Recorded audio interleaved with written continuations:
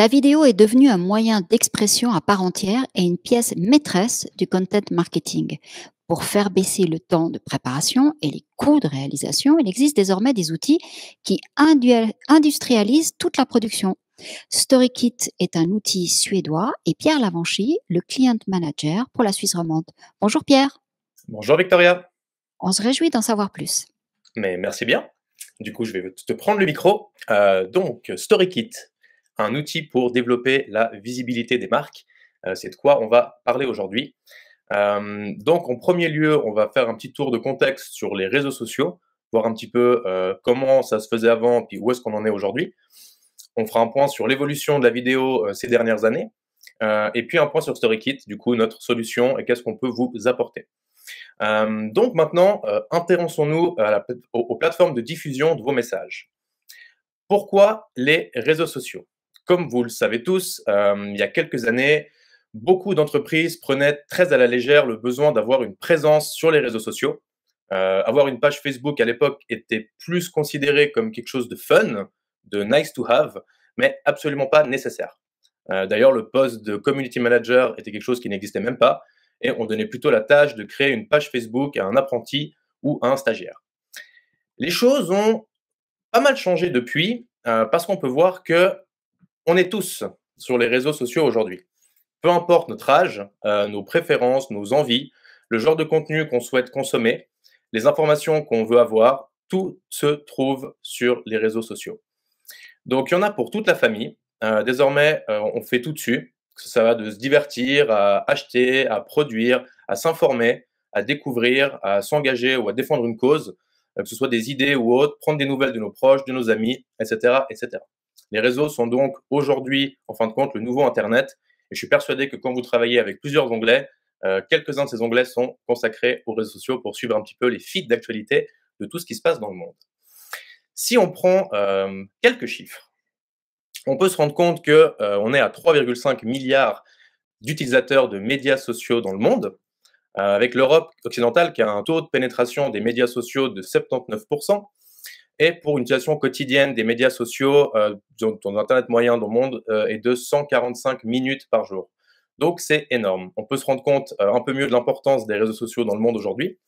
Je vais énoncer plein de chiffres durant cette présentation, mais je pense que c'est important de mettre un peu de contexte là-dedans.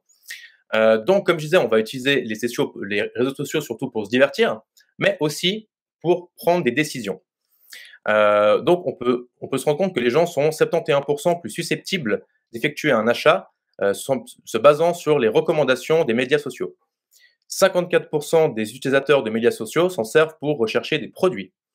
Et par exemple, sur Facebook, les clics publicitaires mensuels les plus importants sont effectués par un groupe d'âge de 45 à 54 ans.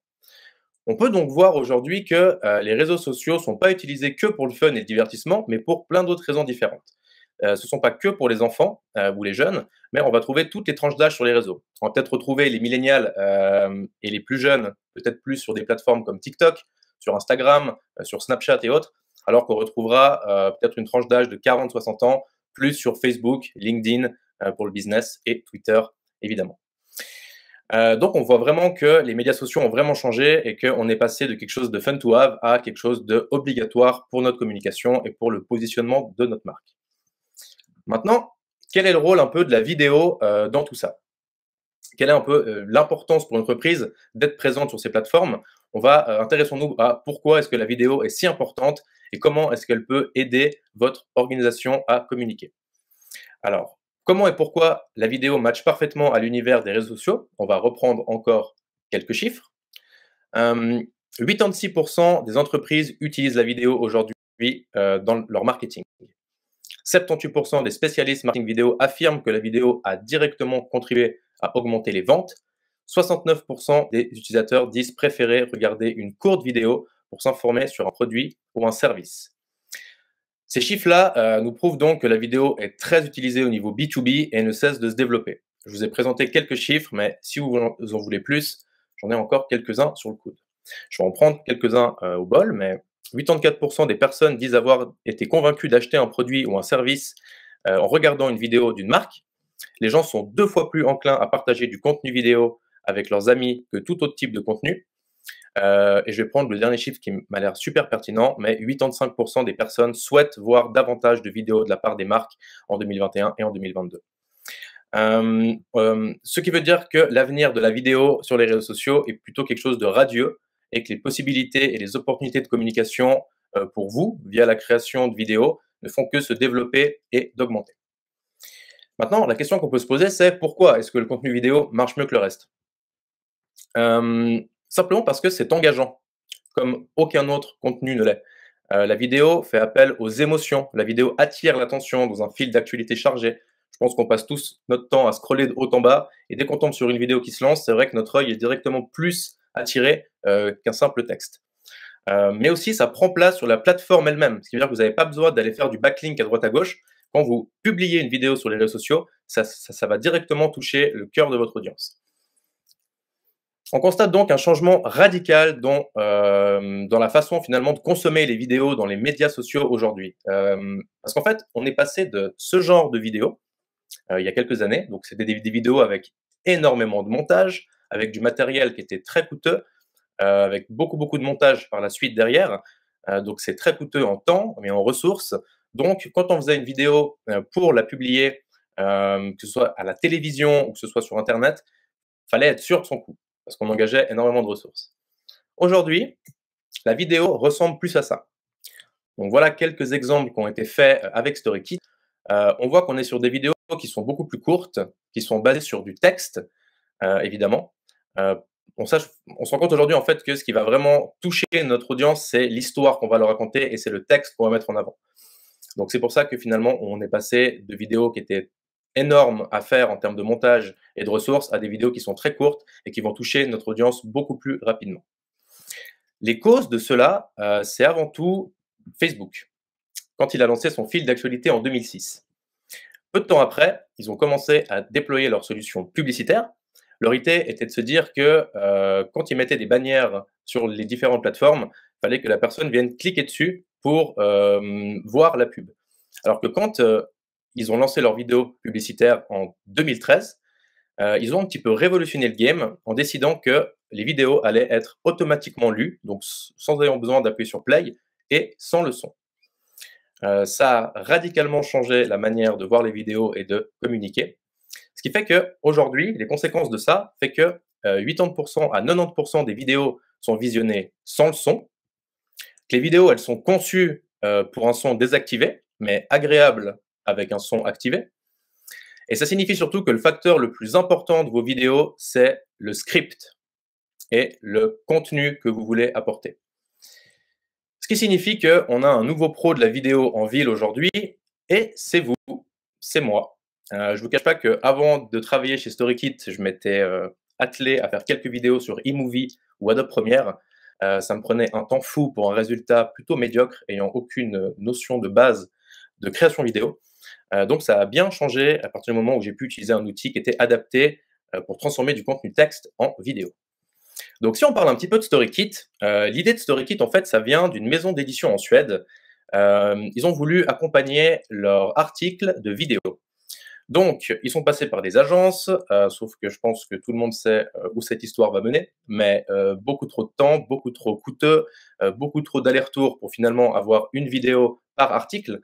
Donc, ils ont décidé d'envoyer tous leurs journalistes en cours de Adobe Premiere pour qu'ils soient capables eux-mêmes, en interne, de produire du contenu vidéo. Ils sont aperçus au fil du temps qu'ils arrivaient de moins en moins à créer des articles parce que tout leur temps était consacré à la création de vidéos. C'est là où l'idée est venue de créer Kits, qui était en fait un outil qui permettait de transformer le texte en vidéo. Et ensuite, beaucoup de sociétés se sont intéressées à l'outil et ils ont décidé de séparer Kits de la boîte bonheur et d'en faire StoryKit, qui a aujourd'hui plus de 4 ans d'existence.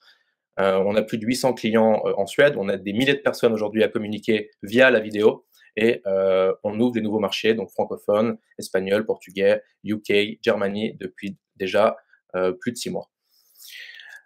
On va résoudre pas mal de soucis avec StoryKit, parce qu'en fait, il n'est pas nécessaire d'avoir des spécialistes de la vidéo en interne pour faire des vidéos. Ce qui veut dire que vous allez pouvoir rajouter des utilisateurs à votre organisation et du coup avoir plus de personnes qui vont créer des vidéos pour vous. Si vous savez écrire, le script est donc le plus important. Pas besoin non plus de se soucier des images ou de clips. Vous avez accès avec StoryKit à une banque d'images intégrée, à 4 banques d'images intégrées. Donc, vous pouvez faire des mix entre votre propre matériel. Et si d'un coup, il vous manque une vidéo ou une image à rajouter, vous pourrez venir piocher dans les différentes librairies qui sont à disposition de StoryKit. Pas besoin d'équipement coûteux non plus. Utilisez simplement votre téléphone comme appareil photo et vidéo. Tout est en HD maintenant, donc il suffira de venir charger votre matériel et on fonctionne dans le cloud. Ce qui veut dire que pour utiliser StoryKit, vous aurez simplement besoin d'un ordinateur et d'une connexion Internet. Rapide et facile à utiliser, que vous soyez débutant ou professionnel. Il est facile de maintenir une qualité élevée dans toute votre organisation grâce au thème. On va venir intégrer votre charte graphique et du coup, à chaque fois qu'on créera une vidéo avec StoryKit, elle sera toujours parfaitement brandée. Et c'est facile à diffuser, réutiliser du contenu ou à le traduire. Pour être un peu plus clair, je vais vous montrer une petite vidéo qu'on a fait en interne pour vous montrer un petit peu à quoi ça ressemble et je vous reprends juste après.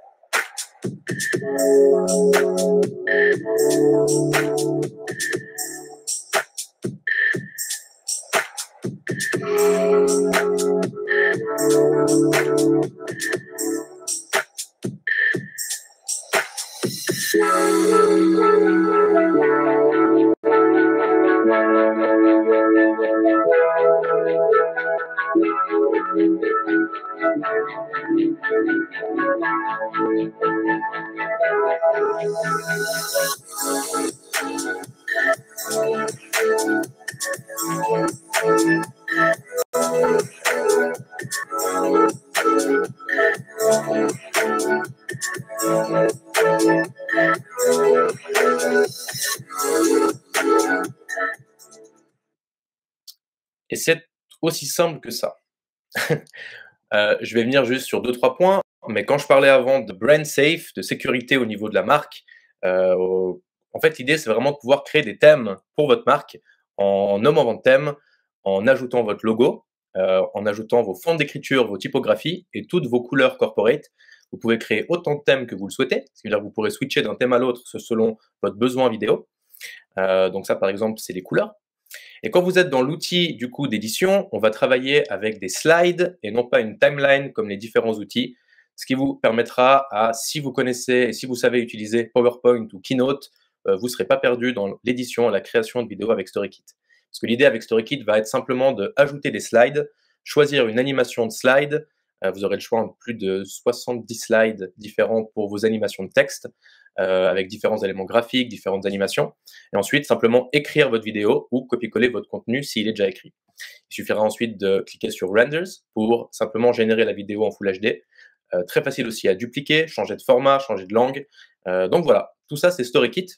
Vous allez de toute façon avoir une masterclass avec mon collègue Benoît la semaine prochaine. Donc voilà, si vous avez des questions, n'hésitez pas, on reste à votre disposition. Merci en tout cas pour l'invite et à tout bientôt. Alors merci Pierre, là je reprends la conversation. Alors Magnifique. effectivement, Marketing 22 utilise StoryKit, Le Meilleur de, ComInMag l'utilise, donc je peux aussi faire un partage d'expérience parce que c'est vrai que, bien que chez nous on ait un spécialiste Thierry qui fait de la vidéo, mais moi j'en faisais pas Oui. et effectivement, j'étais au niveau 0 pointé de tout ça Mmh. et c'est vraiment un outil hyper simple. Mais je reviens sur ce que tu as dit. Très vite, la question de l'outil, comment on le fait, ce n'est plus la question. La question, elle reste, et c'est là où je trouve que c'est hyper intéressant et pertinent dans notre conférence Content Marketing, c'est le contenu. Parce que le fait qu'on ait un outil qui fait tout, au contraire, vous oblige à encore plus penser au contenu et à la façon dont vous allez amener l'information parce qu'on peut tout faire, donc c'est aussi, des fois, c'est aussi une limite parce qu'il y a tellement de slides qui vous Bien sûr. permettent tellement de formats, mais c'est vrai que, il faut, c'est la contrainte, elle est là. C'est comment réussir à résumer un contenu parce que finalement, c'est C'est pas une histoire qu'on va raconter, c'est vraiment c'est comme un teaser, on l'utilise très bien pour du teasing, mais il faut savoir, voilà et ça demande aussi, un apprentissage, un autre apprentissage que les gens qui font de la vidéo ne pensent auquel ils pensent jamais.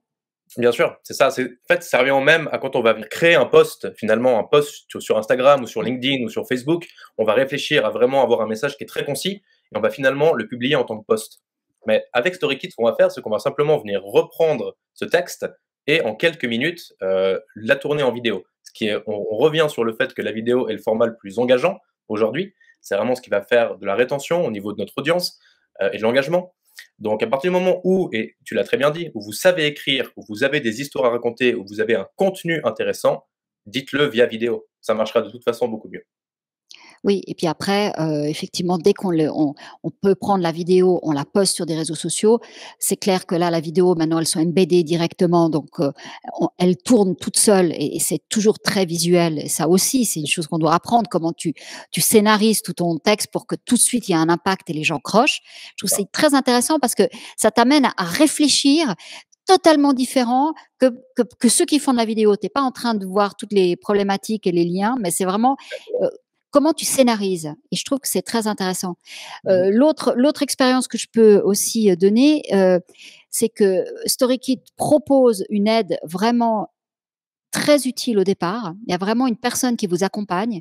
Ça a l'air de rien, mais c'est vrai, c'est une vraie personne. Mathilda, je la salue, et elle fait un sacré job et elle vous aide vraiment à franchir ce cap et tout d'un coup, ça devient limpide. Mhm. Heu, mais c'est vrai qu'il faut travailler avec une logique de corporate. Exactement. Alors c'est vrai qu'on a vraiment cette démarche de pas simplement, vendre un software. On est vraiment SaaS, donc Software as a Service.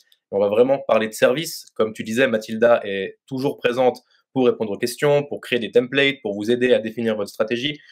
Donc c'est vraiment quelque chose qu'on a en plus, que ce soit le onboarding ou ensuite toute l'année avec vous. C'est vraiment quelque chose d'important parce qu'on est très vite perdu dans plein de créativité qu'on a. On veut aller partout en même temps. On a un outil qui nous permet de le faire.